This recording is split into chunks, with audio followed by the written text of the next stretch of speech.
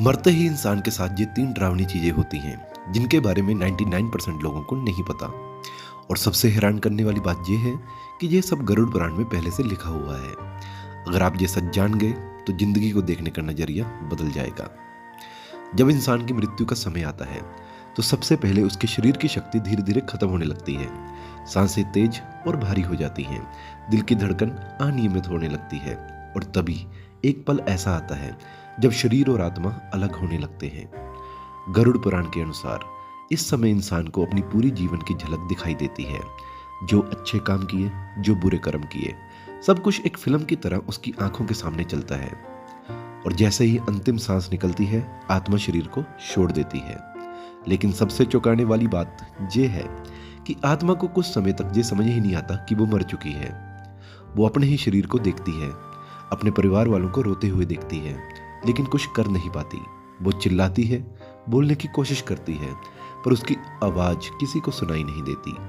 गरुड़ पुराण में बताया गया है कि मृत्यु के तुरंत बाद जमदूत आते हैं। ये जमदूत साधारण नहीं होते, इनका रूप बहुत भयानक होता है। अगर इंसान ने अच्छे कर्म किए हों तो उसे डर नहीं लगता, लेकिन अगर उसने पाप किए हों तो जमदूत उसे पकड़कर ले जाते हैं।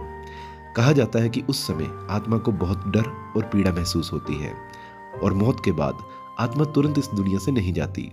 गरुड़ पुराण के अनुसार आत्मा लगभग 13 दिन तक अपने घर के आसपास ही रहती है।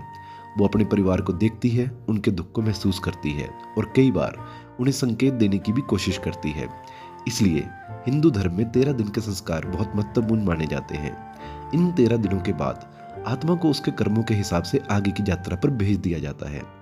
अगर अच्छे कर्म हो तो स्वर्ग की ओर, अगर बुरे हैं तो नरक की ओर।